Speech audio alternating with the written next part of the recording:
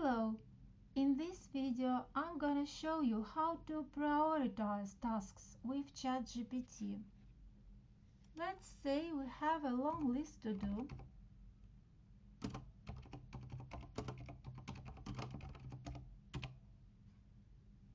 And ChatGPT can help you prioritize these tasks just in a few seconds, so you can stop stressing and start getting things done. Here's a typical day. Dozens of tasks, all competing for your attention. But which ones really matter? Where do you start? Let's ask ChatGPT to prioritize tasks using Eisenhower Matrix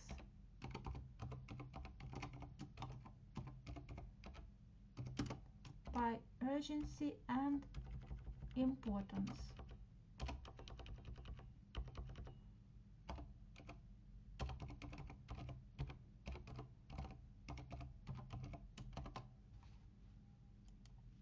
Just in a few seconds, ChatGPT will sort your list into urgent and important, not urgent but important, urgent but not important, and not urgent and not important. So if you want to see more structure, you can ask to show visual version of the same matrix, and in this to-do list you will see more organized structure.